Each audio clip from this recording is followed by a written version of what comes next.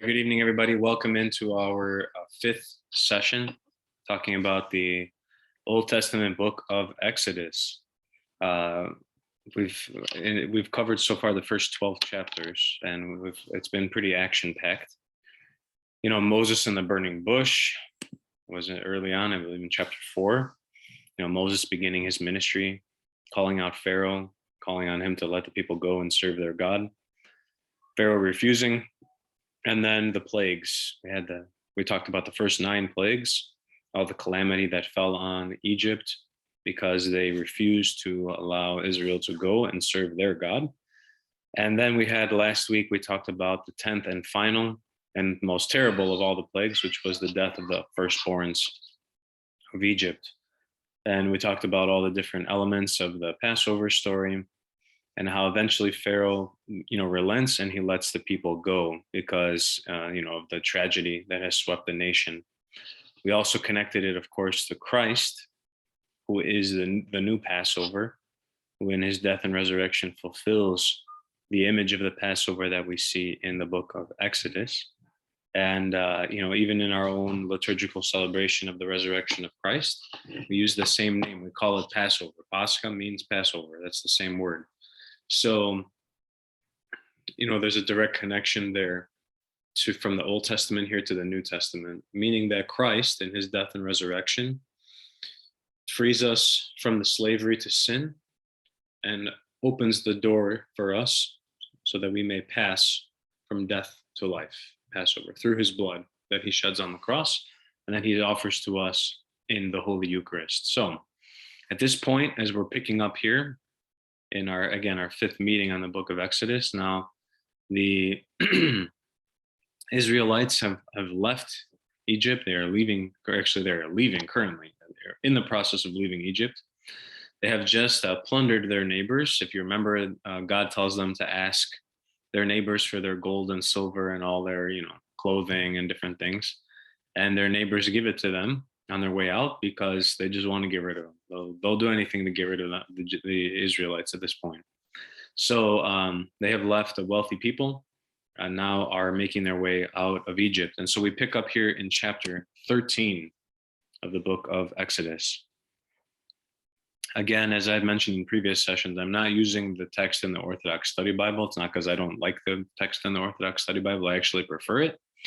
But I can't find that text online. So rather than in my notes, typing out word for word the 3 chapters, 2.5 chapters that we're going to cover tonight, I found a different translation into English and used that. So if there are some differences, you have to forgive me, but they should be pretty minimal and should be able to follow along. So we begin now in chapter 13, verse 1. Then the Lord spoke to Moses, saying, "Consecrate to me all the firstborn. Whatever opens the womb among the children of Israel, both of man and beast, it is mine." So in the 10th plague, in the last plague, as we talked about last week, it's the firstborn sons that die in Egypt, but not the firstborn sons of Israel. They are spared by the blood of the lamb, the Passover lamb, and the angel of death passes over them. But God still claims those lives to belong to him. So he spares them in the plague, but they still belong to God, as he says here. It is mine. We will see that in the law, and we'll see just in a few verses down, actually, that there will be regulations for what to do to redeem the firstborn sons from this debt, so to speak. When we get to verses 11 through 16, we'll talk more about that. There was a process, in other words, of redeeming, the firstborn sons. This is also an early foreshadowing of Christ, who of course will be the only begotten Son of God the Father in his divinity, and the firstborn and only Son of Mary in the flesh. So, when God says that all the firstborns will be consecrated, he's kind of laying the groundwork or foreshadowing the birth of his own Son, the Logos of God in the flesh in the person of Jesus Christ. And then we hear, of course, God in the baptism of Christ say, "This is my beloved Son with whom I am well pleased." So we have that same sense of, God claiming Jesus to be his son, just as God claims now the lives of all the firstborn to belong to him. So that's verses 1 and 2. Now, verses 3 through 10 kind of repeats some sections from earlier in the book where Moses is explaining and reaffirming to the Israelites that the celebration of the Passover and the Exodus will be kept each year in the first month by not eating any leavened bread. So we're not going to go line by line through that because we talked about that last week, about how this was such a formative event that they would remember and keep this festival on a yearly basis, and that the month that Exodus took place would become the first month of the Jewish calendar. The only thing I'll highlight is in verse 5. And verse 5 reads, "And it shall be when the Lord brings you into the land of the Canaanites and the Hittites and the Amorites, and the Hivites and the Jebusites, which he swore to your fathers to give to you, a land flowing with milk and honey, that you shall keep this service in this month." So God is now setting their sights on where they are going, as opposed to where they are coming from. He's telling them, this is what's going to happen when you get out of this place, when you enter into the land that's promised to you. This is what you're going to do. And so he's getting their minds ready for what life is going to be like when they finally enter into the promised land and take it back for their own. He's telling them that they're going to go to this promised land. He's reminding them and promising it once again to them that it will be theirs. He tells them who they're going to have to contend with when they get there. All the names of all these different people, the Amorites and the Hivites and the Hittites and the Jebusites and the Canaanites, those will be the kingdoms that Israel will make war against when they make it into the promised land. Even when they enter into this new reality of living, they will not forget what God has done for them, right? That's the point of this whole section, verses 3 through 10, is that they will always remember and bring to mind the things that God has done. That it is through his love and his mercy, not by their own strength, really only through their obedience to him, right? And their faithfulness to Moses and to God that brought them out. And so they would always keep this as a remembrance. They would always keep this feast, even in the new promised land, in this new life that they will live. They will still keep this feast to remember what God has done. And we compare that, I compare this too with the life of the church. In the liturgy, when we come and celebrate the liturgy, we experience and we taste the kingdom of heaven that is to come. God gives us a sense of what paradise is like, what eternal life is like in his kingdom. And every time we come to the liturgy and taste the body and blood, right? We taste and see that the Lord is good. Well, what we're tasting is the kingdom itself. So even though we struggle against many spiritual enemies in this life, just like the Israelites will have to struggle and contend with these different kingdoms, we overcome them not through our own strength, but by God's love and grace, and our own humility and obedience to God. Just like the Israelites have to be humble and obedient to God in order for all this to work. When we're humble and obedient to God, his love and grace takes over, and we overcome the spiritual enemies, and we then win the prize that we're hoping for, which is peace and joy in the Lord's eternal kingdom. So that brings us now to verse 11. And I'll begin reading again here. "And it shall be when the Lord brings you into the land of the Canaanites, as he swore to you and your fathers, and gives it to you, that you shall set apart to the Lord all that open the womb. That is, every firstborn that comes from an animal which you have. The males shall be the Lord's. But every firstborn of a donkey you shall redeem with a lamb. And if you will not redeem it, then you shall break its neck. And all the firstborn of man among your sons you shall redeem. So it shall be when your son asks you in time to come, saying, 'What is this?' that you shall say to him, 'By strength of hand the Lord brought us out of Egypt, out of the house of bondage. And it came to pass when Pharaoh was stubborn about letting us go, that the Lord killed all the firstborn in the land of Egypt, both the firstborn of man and the firstborn of beast. Therefore I sacrifice to the Lord all males that open the womb, but all the firstborn of my sons I redeem. It shall be as a sign on your hand and a frontlets." Speaker problems. Can someone give me a thumbs up if you can still hear me? Anybody? Sorry, I had a notification that I connected to my AirPods. I think we're good.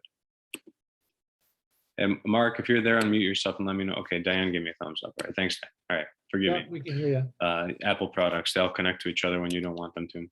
All right, so in verse 16, we're talking about redeeming the sons. It shall be as a sign on your hand and as frontlets between your eyes, for by the strength of hand the Lord brought us out of Egypt. So this is where, as I had mentioned earlier, God will give them regulations on redeeming the firstborns. So we talked about how the lives of the firstborn, both the people and their animals, belong to God. God has claimed them. He spared their lives, but they belong to him. So the firstborn of the animals were offered in sacrifice. So they would be brought to the tabernacle, which we'll talk about later in Exodus.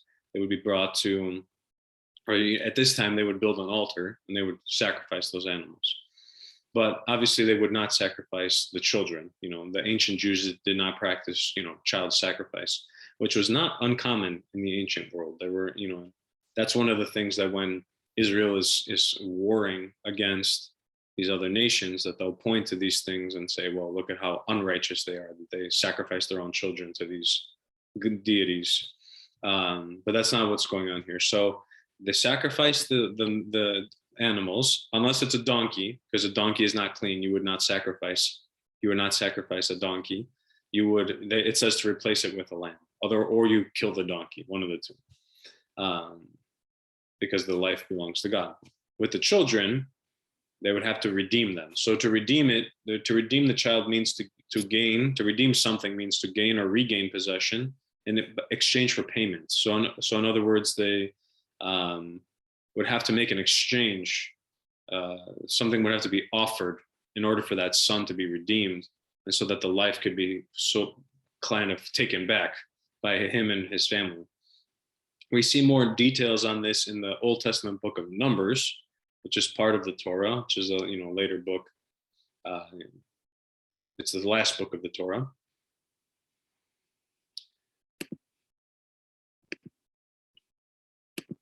It's the last book of the Torah. So in Numbers 18, we read, Numbers 18, verse 15. But you must redeem every firstborn son and every firstborn male of unclean animals. When they are a month old, you must redeem them at the redemption price set at 5 shekels of silver, according to the sanctuary shekel, which weighs 20 gerahs, whatever that means. I'm not sure what that means. These ancient ways of measuring things. But you must not redeem the firstborn of a cow, a sheep, or a goat. They are holy. Splash their blood against the altar and burn their fat as a food offering, an aroma pleasing to the Lord.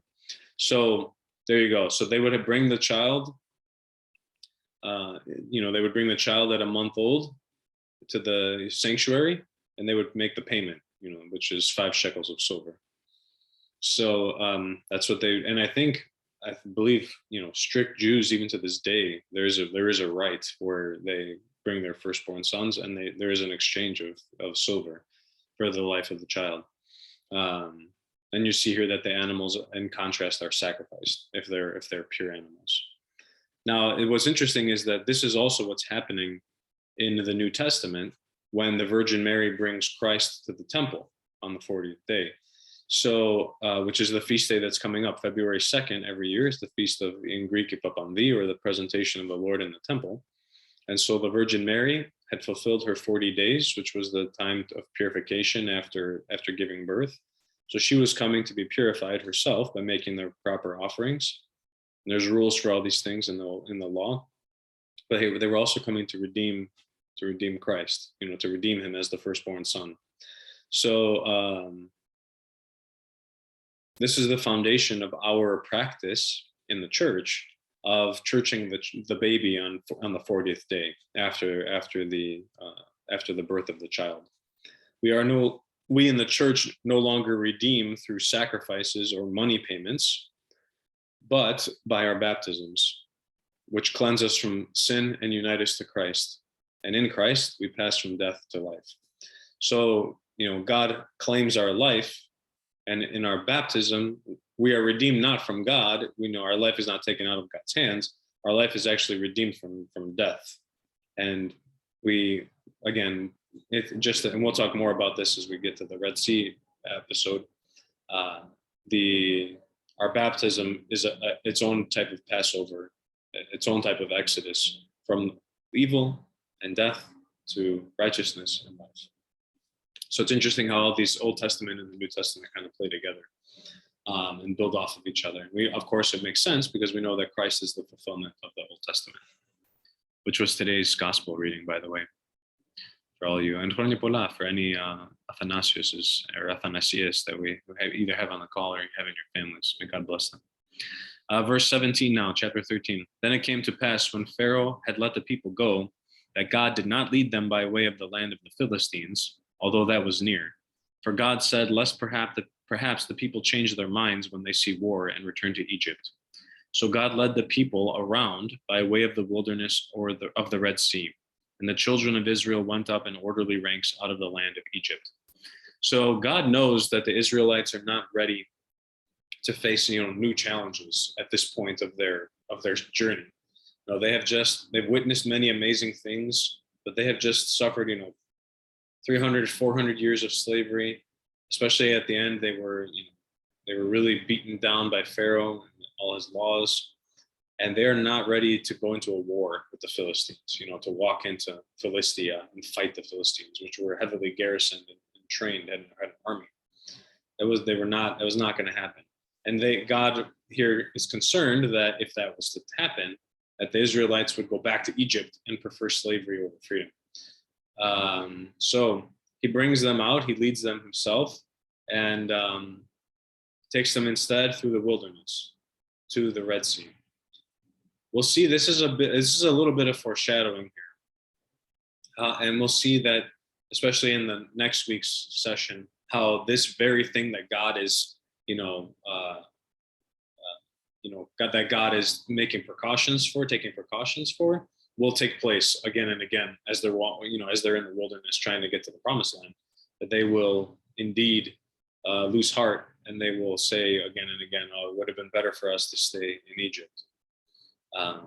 So a little bit of foreshadowing there, and we'll even see some of that later on in the session today. Verse 19, and Moses took the bones of Joseph with him, for he had placed the children of Israel under solemn oath, saying, God will surely visit you, and you shall carry up my bones from here with you. This is a reference to Genesis 50, the very last end of Genesis. In verse 24, then Joseph said to his brothers, I'm about to die, but God will surely come to your aid and take you up out of this land to the land he promised on oath to Abraham, Isaac, and Jacob. And Joseph made the Israelites swear an oath and said, God will surely come to your aid, and then you must carry my bones up from this place. So Joseph died at the age of 110. After they embalmed him, he was placed in a coffin in Egypt. So Joseph, at the end of Genesis, he makes his brothers swear that when it's time for the people to go up to the place where God has promised to them, they will not leave his bones in Egypt. They will take his bones with them, to be laid to rest kind of at home, so to speak. So that's what Moses is doing here. It's interesting. I remember watching a documentary once on the Exodus story. I mean, I don't know. It was like trying to make a historical argument, provide historical evidence for the book of Exodus and the things that happened in Exodus. And in one of the sections, and again, you never know how credible these things are, so take it with a grain of salt. They talk about how in Goshen, where the Israelites were living, they found this kind of compound of tombs, and there were 12 tombs there, and one was larger than the rest. And when they found it, it was empty. So one of the theories is that those were the tombs of Joseph and his brothers. And Joseph's was the largest, being, of course, a ruler of Egypt. And it was empty because Moses took his bones with him to Israel, to the promised land. So again, take it with a grain of salt, but I just thought it was interesting hearing those things because, trying to match up sometimes historically and archaeologically the things in the Bible with what the evidence we have is sometimes difficult. So it's always interesting to hear what different people have to say about that from a scientific or historical perspective. All right, so we get now to verse 20. So they took their journey from Succoth and camped in Etham at the edge of the wilderness. And the Lord went before them by day in a pillar of cloud to lead the way, and by night in a pillar of fire to give them light, so as to go by day and night. He did not take away the pillar of cloud by day or the pillar of fire by night from before the people. Notice here that it's God himself that is leading the Israelites. He takes them out. He leads them in the form of a cloud by day to shelter them from the desert heat, and as a pillar of fire by night, which gives them light and warmth during the night and allows them to journey and travel even during the nighttime hours to get as far away as they can. Cloud and fire, interestingly, are two common manifestations of God in the Old and New Testament. So this constant presence of this cloud and then of this pillar of fire, it means that God is with his people continually. That now God has not just freed them, that he is with them. He is standing with them and leading them out by himself. This would have been a big source of strength and comfort to the Israelites, especially in this time of flux and total uncertainty, not knowing really what was going to happen. Examples of the cloud and the fire in the Old Testament, and just in this book, right? The burning bush, God appears to Moses in the form of a bush which is on fire and it's not being consumed.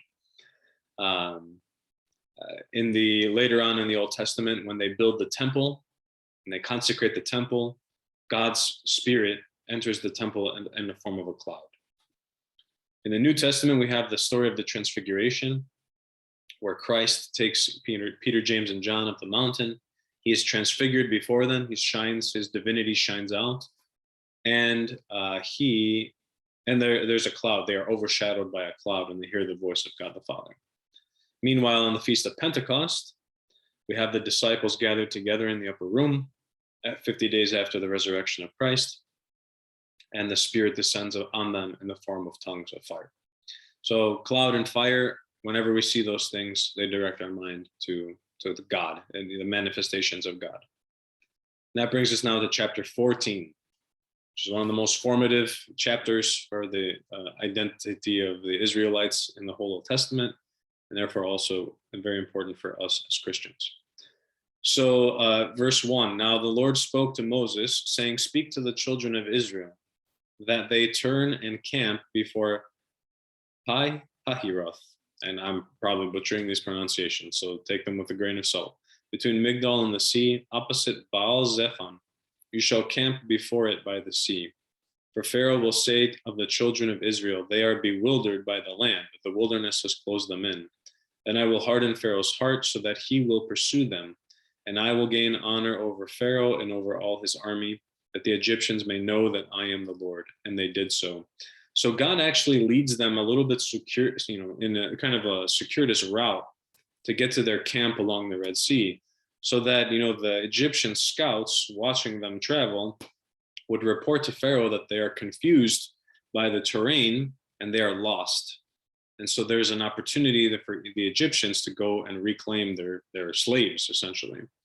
And God does this on purpose so that he can pick one more fight with Pharaoh and the gods of Egypt. And when this last one is over, then the contest will be over. It'll be done. God's victory will be total and complete. Verse 5, now it was told the king of Egypt that the people had fled, and the heart of Pharaoh and his servants was turned against the people. And they said, why have we done this, that we have let Israel go from serving us? So he made ready his chariot and took his people with him. Also, he took 600 choice chariots and all the chariots of Egypt with captains over every one of them. And the Lord hardened the heart of Pharaoh, king of Egypt, and he pursued of the children of Israel. And the children of Israel went out with boldness. So the Egyptians pursued them, all the horses and chariots of Pharaoh, his horsemen and his army, and overtook them camping by the sea beside Pi Hahiroth before Baal Zephon. So Egypt is now chasing them down, trying to recapture them. So why would Egypt do this? So maybe they wanted, maybe they wanted at least to get their gold and silver back, even though they had let them go. Maybe they wanted to recapture them as slaves so that they can continue forcing them to build their infrastructure for them.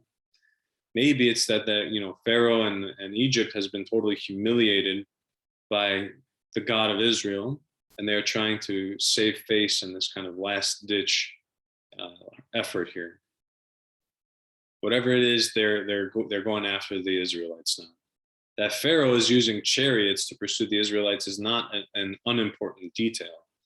Think about the Israelites as they are leaving Egypt. They are, there's many people, there's men, there's women, children, elderly, along with their animals, whatever possessions they might have, which probably were not many, but still, they probably don't have horses, there's no horse-drawn carriages, they're probably traveling, by donkey, if they have a donkey, by foot. They're slow. They're a slow-moving target for Pharaoh. Meanwhile, Pharaoh's army is made up of 600 choice charioteers with his best chariots in all the nation coming now to chase them down. It should be an easy job. They should be able to catch them in no time, and capture them. So when God finally overcomes Pharaoh in this last attack, it is completely by the might of God. And it will be clear to all that it's because of the strength of the God of Israel that these things will take place. So the contrast here is not insignificant. It's kind of building up the drama here for what is going to take place in the verses to come. So now we get to verse 10. And when Pharaoh drew near, the children of Israel lifted their eyes, and behold, the Egyptians marched after them. So they were very afraid, and the children of Israel cried out to the Lord. Then they said to Moses, because there were no graves in Egypt, have you taken us away to die in the wilderness? Why have you so dealt with us to bring us out of Egypt? Is this not the word that we told you in Egypt, saying, let us alone that we may serve the Egyptians? For it would have been better for us to serve the Egyptians than that we should die in the wilderness. So this is what God was worried about with the Philistines, but now this is happening with the Egyptians again. So we're getting a little taste of kind of the intestinal fortitude of the Israelites. And you can't blame them. I mean, they've been subjugated by the Egyptians for hundreds of years, and now they're camped out by the Red Sea, and the only path out is now, is where Pharaoh's army is approaching. So it's kind of they're not between a rock and a hard place. They're between the sea and a hard place. So their choices are not good. It's their outlook is not looking great, and so they're afraid. And this is kind of the same attitude that they will have at various points throughout their journeys in the wilderness. When things get tough, they start to complain, they start grumbling, and they start wishing that they were back in Egypt as slaves. Oh, our life would have been better there than, right? Better to be alive as a slave in Egypt than to be dead out here in the wilderness. So the common theme moving forward will be that they lose their faith very quickly, even though they've just seen all these amazing things happen, right? They've seen all the plagues, they saw they witnessed the Passover, and now they're about to see one more amazing thing one more parting shot from God as they leave Egypt. Verse 13. And Moses said to the people, do not be afraid, stand still and see the salvation of the Lord, which he will accomplish for you today. For the Egyptians whom you see today, you shall see again no more forever. The Lord will fight for you, and you shall hold your peace. So the Israelites are panicking. Moses' response as a good leader is twofold. One, he exhorts them, he strengthens them, he gives them some courage and some boldness to be brave and to stand, and to not be, so wishy-washy, so to speak, with their faith. And he turns to God in prayer. It's interesting to me, especially, that in this moment of total crisis, we're usually, right, when we fall into crisis, we either, fall into despair where, we're just like, oh my gosh, what are we going to do? Or we're scrambling to try to decide, what to do, how to act as quickly as possible, how to respond to the crisis. Moses's direction to them is to be still, stand still. Don't freak out. Just be still and see the salvation that God is going to do for you. He tells them to do nothing and watch what God's going to do. This is very similar in the spiritual life to our Orthodox Christian practice of isuchia, of stillness, of quietude and prayer. So, in our own spiritual life, one of the most important, one of the most powerful tools that we have as part of our prayer arsenal is stillness, is doing this very thing that Moses is telling the Israelites to do, is to simply stand and allow ourselves to be in the presence of God without saying any words, just to be quiet and to offer in our hearts the prayer of the heart, which is the Jesus prayer. Lord Jesus Christ, have mercy on me, a sinner. This is a prayer and this is a practice, the stillness that we can do when we wake up, before we start prayers in the morning, before we sleep, before we eat, when we're in the car. We can practice stillness in order to gather ourselves, to allow our mind to kind of come back to us, because a lot of times we kind of disperse it in the craziness of our lives. Our mind is kind of scattered all over the place. Remaining in that silent state in front of God collects our minds together again. And here allows us to hear God's voice speaking in our hearts. It lets us see God's actions in our life, just like Moses is saying here, stand still and see what God's going to do for you. It's the same thing with us in the spiritual life. When our lives get difficult, especially, the best thing that we can do is to be still. Just like Moses is telling the Israelites here, the best thing that we can do is to stand still in front of God and to offer up the challenge to his powerful hands. Because as we'll see in this book, as we have seen and will continue to see, there's nothing that God can't handle. But in order for us to be prepared to do so in our time of crisis, we have to be practicing stillness consistently in our daily prayer life. It's not something for the monks or the nuns. Stillness and prayer is something that all of us have to be doing. And that opens up the door for us when we do have difficult moments to turn to God and say, and put it in his hands and say, Lord, have mercy on me, a sinner. And that's very important. I think that's very important and powerful for us as modern day people, that we don't have to feel like we have to carry the burden by ourselves. That if we allow God to do it, he will he will act on our behalf, that he will enact salvation for us. So Moses tells them to be still. Verse 15, and the Lord said to Moses, why do you cry to me? Tell the children of Israel to go forward. So lift up your rod, your staff, and stretch out your hand over the sea and divide it. And the children of Israel shall go on dry ground through the midst of the sea. And I indeed will harden the hearts of the Egyptians, and they shall follow them. So I will gain honor over Pharaoh and over all his army, his chariots and his horsemen. Then the Egyptians shall know that I am the Lord, when I have gained honor for myself over Pharaoh, his chariots, and his horsemen. So God asks Moses why he's crying out to him. Even though Moses, it's not recorded here that Moses says anything. Right? It doesn't say that Moses has said anything to them. So St. Gregory of Nyssa comments that this crying out to God is Moses' inner prayer, his meditation on God, which was that stillness that we were just talking about. St. Basil, on the other hand, writes that it's good works, the good works of Moses that cry out to God. That because Moses did so many great things, that becomes kind of his voice speaking to God now in this time of crisis. We can think of it in that common phrase of actions speak louder than words. And that applies to our spiritual life as well.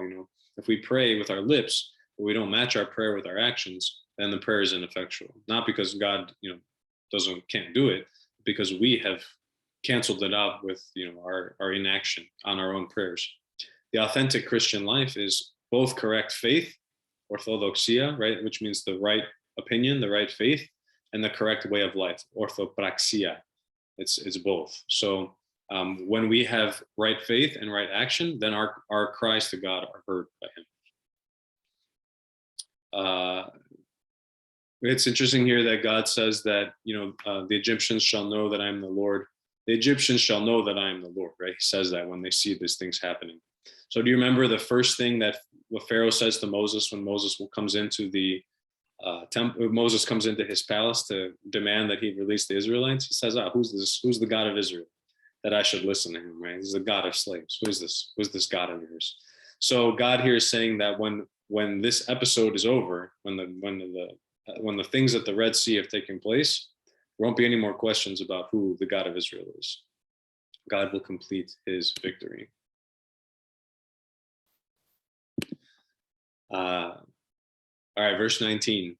And the angel of God who went before the camp of Israel moved and went behind them. And the pillar of cloud went from before them and stood behind them. So that pillar of cloud and fire that was in front of the camp now has moved behind the camp to block Pharaoh's path to the Israelites. Because remember, God has told them go forward into the sea. Right? Moses is going to lift up his staff and separate the sea, and you guys are going to go forward. And now the angel of the Lord, the pillar of fire is now, and the cloud is now blocking Pharaoh and his army from proceeding. So it came between the camp of the Egyptians and the camp of Israel. Thus it was a cloud and darkness to the one, and it gave light by night to the other, so that the one did not come near the other all that night. So this angel of God is the Lord. That's the Son of God. That's the Logos, who one day will become incarnate in the flesh in the person of Jesus Christ. So when people say to you that there's no Holy Trinity in the Old Testament, that's false, because there are manifestations of the Trinity in various forms, just not in the forms that we see in the New Testament, because now that is God acting in a new way, New Testament. Right? We saw God speak to Moses in the burning bush. That's the Logos speaking to Moses there too. So God now is buying some time for them to allow the Israelites to make their escape through the Red Sea. Verse 21, then Moses stretched out his hand over the sea, and the Lord caused the sea to go back by a strong east wind all that night and made the sea into dry land, and the waters were divided. So the children of Israel went into the midst of the sea on dry ground, and the waters were a wall to them on their right hand and on their left. And the Egyptians pursued and went after them into the midst of the sea, all Pharaoh's horses, his chariots, and his horsemen. So Moses lifts up his staff, the sea is parted, and there's dry ground in the middle. And so Israel, all that night, makes their way through the Red Sea to the other side. At some point, the pillar of cloud leaves its post and allows Pharaoh's army to follow them in there. Not because it has stopped defending Israel, but because it's all part of the plan. So God works this great miracle through Moses because of Moses' prayer, and because of his devoted service to the Lord. But when Christ comes, he will walk on the water as if it were dry land all by himself. He doesn't have to rely on his prayer to do so, because he himself is God. He is divine. That's St. John Chrysostom comments on this, about how Moses works through the raising of his staff and through his prayer to God to make this miracle happen, but Christ does this all on his own, because he himself is God too. In Job, in the book of Job, chapter 9, verse 8, we read, he alone stretches out the heavens and treads on the waves of the sea. It's a reference to God. Job is talking about God there. So God is the only one who can walk on the water. And so God makes the Israelites to pass through the water here on dry ground. And he also will walk on the water himself on the Sea of Galilee when he is walking the earth. In this scene now, the nature of the waters is changed, that they are able to form walls on either side of the Israelites. So the water itself changes in a sense where the waters are staying in place, forming these walls. The power of blessing, this blessing that Moses is given by raising his staff over the waters, is greater than that even of nature, right? That even the blessings of this holy man through God are greater even than nature itself. And through the blessings from the office of Moses, it is through the blessings of the office of Moses that Israel is saved. This same thing takes place in the Eucharist, where the nature of the bread and the wine that we offer are transformed mystically into the body and blood of Christ through the prayers of the church, through the communal prayers, everybody praying together, and also through the office of the priesthood, right? The Eucharist, the liturgy cannot be celebrated without a priest or a bishop. And so it just like in this Exodus story, the waters are transformed into these walls on either side. In the Eucharist, the bread and the wine, the nature of the bread and the wine are transformed through our prayers and through the priesthood. All right, verse 24. Now it came to pass in the morning watch that the Lord looked down upon the army of the Egyptians through the pillar of fire and cloud, and he troubled the army of the Egyptians. And he took off their chariot wheels so that they drove them with difficulty. And the Egyptians said, "Let us flee from the face of Israel, for the Lord fights for them against the Egyptians." So now, as they're in the midst of the Red Sea, the Egyptian army, they're in the midst of the Red Sea, God now begins to confound them. He strikes them with confusion, and he attacks their chariots. He removes the wheels of their chariots are like falling apart. That's kind of the image that you get here, is as they're driving to pursue in hot pursuit of the Israelites, their chariots just start like breaking down, and so they're just like stuck there. It's very hard for them to move forward. The horses are basically just dragging the chariots, and the going is very slow. And they realize here that this is not a coincidence, that this is the Lord, the one true God, fighting for the Israelites against them. And they say, "Let's get out of here." That's the response that they have. They have this moment of realization and clarity, but it's too late. It's too late for them. They're in the middle of the sea at this point. So in verse 26, then the Lord said to Moses, "Stretch out your hand over the sea, that the waters may come back upon the Egyptians, on their chariots and on their horsemen." And Moses stretched out his hand over the sea, and when the morning appeared, the sea returned to its full depth, while the Egyptians were fleeing into it. So the Lord overthrew the Egyptians in the midst of the sea. Then the waters returned and covered the chariots, the horsemen, and all the army of Pharaoh that came into the sea after them. Not so much as one of them remained. But the children of Israel had walked on dry land in the midst of the sea, and the waters were a wall to them on their right hand and on their left. Israel's trip here through the Red Sea is a foreshadowing, a prefiguration of holy baptism in the church.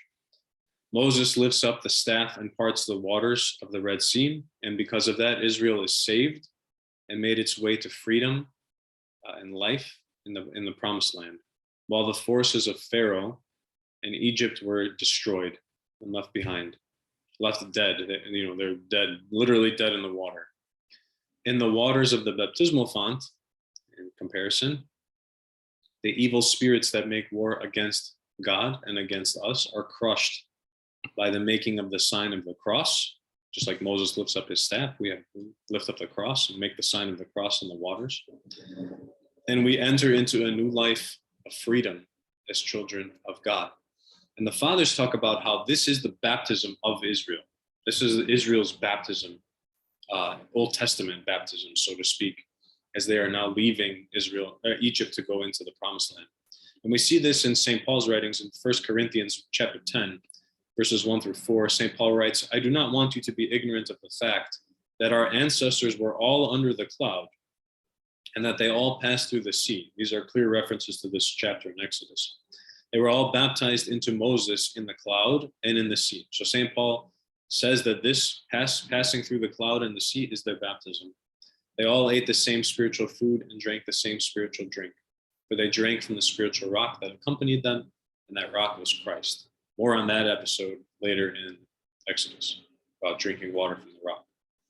So in the Old Testament, especially, life comes from water that has been touched by the breath of God. We saw this in Genesis twice, right? We have first God's Spirit hovering over the waters at the beginning of creation, and that's the waters that give life to the whole world. And then you have in Genesis 8, God floods the earth with Noah's Ark, and God's Spirit touches the waters, and the life begins again. Here in Exodus, the Israelites pass through the Red Sea, which have been touched by the Spirit or breath or wind of God, as we saw the wind passing through and making this miracle take place. Now, how do we compare this to baptism? Well, St. Gregory of Nyssa writes, "For even now, when the people are in the water of regeneration," meaning when the people are being baptized, fleeing from Egypt, from the burden of sin, it is set free and saved. But the devil with his own servants, I mean, of course, the spirits of evil, is choked with grief and perishes, deeming the salvation of men to be his own misfortune. So St. Gregory sees the same things happening in our baptism that happen in this chapter of Exodus, that we flee from evil and sin and bondage. We enter into a new life of freedom and peace and joy, and that the evil forces are completely destroyed in our baptism. So St. Gregory of Nyssa sees this as a direct parallel. And we see this also in the prayers at the baptism service too. So when we're blessing the waters before the child or the person goes into the font, the priest reads, "Let all adverse powers be crushed beneath the signing of your most precious cross. We pray to you, O Lord, let every invisible phantom of the air withdraw itself from us, and let no demon of darkness conceal himself in this water. Neither let an evil spirit bringing obscurity of purpose and rebellious thought descend into it with him or her that is about to be baptized." So the prayer is that these waters will be sanctified and repel any evil spirits from being joined to this person being baptized. "But do you, Master of all, declare this water to be the water of redemption, the water of sanctification, a cleansing of flesh and spirit, a loosing of bonds, a forgiveness of sins, an illumination of the soul, a laver of regeneration, a renewal of the spirit, a gift of sonship, a garment of incorruption, a fountain of life." So that's what the waters of baptism are. And that's what we see the waters of baptism are for the Israelites, or the waters of the Red Sea are here for the Israelites as well. "For you have said, O Lord, wash and be clean. Put away evil from your souls. You have bestowed upon us regeneration from on high by water and spirit. Manifest yourself, O Lord, in this water, and grant that he or she that is to be baptized may be transformed therein to the putting away of the old man, which is corrupt, according to the deceitful lusts, and to the putting on of the new, which is renewed according to the image of him that created him or her." So in our baptism, when we go into the font, we come out, we are transformed. We have left behind the evil of our old ways, and we have put on a new pure life in Christ. And all the evil things have been crushed in the water by the making of the sign of the cross. So when we come out of the font, we are now in the land of life and freedom, journeying towards the promised land of the kingdom. It's an entirely new life. We leave behind Egypt, we leave behind sin and death and bondage. We leave behind Pharaoh's army, the devil and his demons. But after we're baptized, we can't take Egypt with us, right? Like there's nothing from that land that comes with us. We have to leave everything behind and start new, because we have been baptized to live eternally and not to be slaves. We still have battles to fight, and it's not like we get baptized and then that's it. We're saved and we're good to go. But we still have to fight those spiritual battles. But God has promised us the victory, just as he did to the Israelites, through his cross and resurrection, to those who have faith in him and who are faithful to him through our daily actions by following his commandments and repenting of our sins. So now we have the Israelites have passed through, the Egyptians are crushed in the sea. Verse 30, "So the Lord saved Israel that day out of the hand of the Egyptians, and Israel saw the Egyptians dead on the seashore. Thus Israel saw the great work which the Lord had done in Egypt. So the people feared the Lord and believed the Lord and his servant Moses." So if they were playing chess, God would say checkmate at this point. If they were playing pickup basketball, we would say God called game at this point. God calls game. That's it. It's over. The fight's over. It's done. Knockout. Total knockout. The contest is over. It's complete. Not only are the Jews free, finally, but they come to a more full faith in God and his servant Moses, seeing the things, right? And just like Moses told them, be still and see what the salvation God's going to bring for you. They have a more full faith, right? They believed the Lord and his servant Moses. So for Moses, this is vindication, right? They just turned on him. 15 verses ago, they turned on him, and now they see that Moses was right. They believed in him. Remember too how the book started, right? Moses, as a Jewish baby in an Egyptian palace, has one leg in two worlds, but he's not really part of either. He's a murderer. He's a fugitive. And then he comes back to his people and he's bringing more hardships on them, right? When the plagues first start, Pharaoh's giving them more hard things to do, making it harder on them. Now, though, he's the hero. He's the hero, and God has glorified him in his faithfulness and his prayer and his leadership. And he becomes, the hero of Israel, their leader and their savior, because of his reliance on God, because of course the real authority and power of Moses is God himself. We see here again a parallel with Christ, right? The true identity of Christ is not completely accepted or understood. We talked about this in the Gospel of John when we did our Bible study on John, until after his death and resurrection, by which he saves us, right? It's not until after the death and resurrection, which again, we've talked about how that's the Passover, the new Passover, that we hear, right, the Apostle Thomas say, "My Lord and my God." They don't get it until it's afterwards. They don't get it until after the fact, until everything has been completed. And so now Moses leads the people out. They have this amazing thing happen at the Red Sea, and they're like, "Okay, we believe in God, we believe you." We'll see that it doesn't last. I mean, they definitely will continue grumbling, but at least for now, they accept Moses and believe in him. So the first 21 verses of chapter 15, which is where we'll leave off today, are two songs of praise. So Moses and the people and all the Israelites, they sing a hymn to God, which was, a common thing at that time. When offering praise, something good happens, they would sing, offer hymns, just like we do in our church. We're constantly chanting hymns in our church. And then there's a second hymn that's sung by Moses and Aaron's sister. She sings a short song in the last few verses here that we're talking about. So they show that the intended purpose of God's actions in Egypt, which are to bring his people to freedom and draw them close to him, have been achieved. So I'll just read a few verses. We're not going to read all of it. I invite you to do so in your own time, these first 21 verses. Beautiful poetry, but we'll just take a little sampling here and there. So then Moses and the children of Israel sang this song to the Lord and spoke, saying, "I will sing to the Lord, for he has triumphed gloriously. The horse and its rider he has thrown into the sea. The Lord is my strength and song. He has become my salvation. He is my God, and I will praise him, my father's God, and I will exalt him. Who is like you, O Lord, among the gods? Who is like you, glorious in holiness, fearful in praises, doing wonders? You stretched out your right hand, and the earth swallowed them. You in your mercy have led forth the people whom you have redeemed. You have guided them in your strength to your holy habitation. The Lord shall reign forever and ever."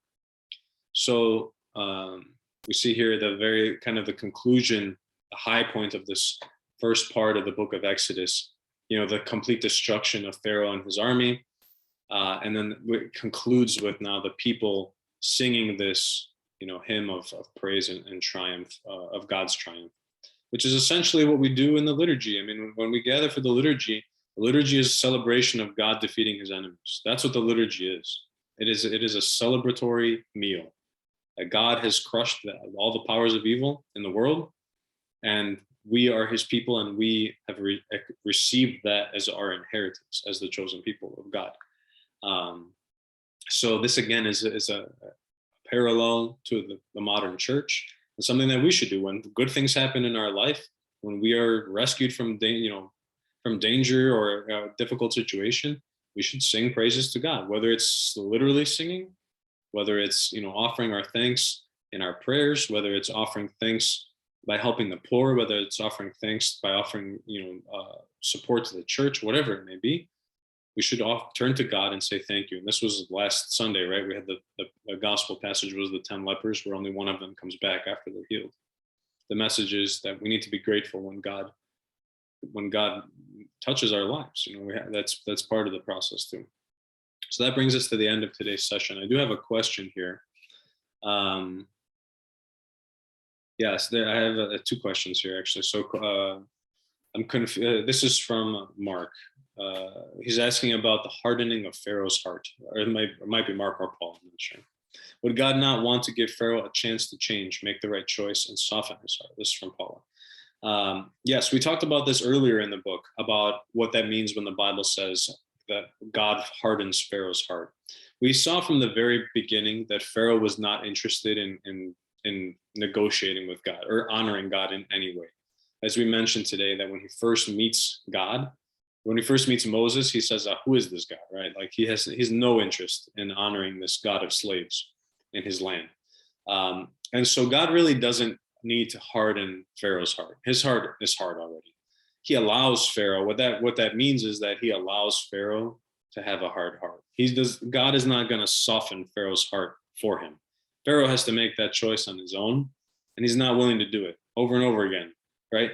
Finally, at the end, he lets them go, and you say, okay, he woke up, right? He got it, but then his heart is just hard, and he goes after them again, and then that's when God crushes him completely, and literally, swallows them up in the sea. So we've talked. I didn't bring it up tonight because I know we've talked about that. It's a very common theme in these first 15 chapters, and we had discussed it previously. So forgive me for the confusion. The second question from Mark is: do we know the location of the parting of the Red Sea? Seems like there would be evidence in the sea somewhere. So archaeologically speaking, I'd have to do more research. I know there's various opinions on where this might have taken place. You can research it online and try to find some things. I don't know how reliable, you get various opinions basically. The problem with biblical archaeology is you have some biblical archaeologists who are dead set on proving that the Bible is not historically accurate. And so even when there is evidence that could be plausibly attached to the Bible stories, you're not getting an unbiased opinion. Now, that's not all the archaeologists, that's not all the ancient historians, but you do have that, where you have people who are just out to show how the Bible is historically inaccurate. In this book, the big question is like the timeline. When did all this happen? Who was the Pharaoh? Why are there no records of this, et cetera, et cetera? So, I don't think there's like an exact pinpoint location of where this took place. There's some different theories about where this could have taken place. And, I guess that's up to God if he wants to reveal it to us. It was interesting. I was doing some research today, and some of the fathers talk about how the evidence is still there at their time that they were living, which obviously would have been like over 1,000 years later. And they write about it, how like, oh, it's very clear. Here's the evidence. And one of them is like, you can see the chariot tracks on the bottom of the ocean, but it doesn't reference in that text that I read where that actually was. So, for me at least, it remains a mystery for now. It's up to God to reveal to us these things. For us, what's more important than proving the historicity of these events is to accept and put into our hearts the theological and spiritual truths that they portray. Not to say that they're not historically true, because obviously they are. The biggest proof for me that these events happened is that they were the centerpiece of the Jewish identity for like 2,000, to today, still to this very day. So like, if these events didn't happen, how did that become the centerpiece of their identity? Like, that to me doesn't make any sense. That it cannot be true. I'm sorry. It just can't. I can't accept that. Like, how can you build your identity as a people on something that didn't happen? Like, that's, I don't know. To me, I don't get that. Maybe anthropologists can prove me wrong, but to me, I can't see how that could be possible. So in a roundabout answer, Mark, there's no definitive evidence of any of these events taking place, but again, that's up to God to reveal to us in his time. Any other questions? I know we're a few minutes over, but if you have any questions, feel free to unmute yourself. Going once, going twice. All right. Thank you all. I appreciate you. We'll be back next week with our session number 6, and hope you all have a good night. Thank you. Thank you, Father. Thank you.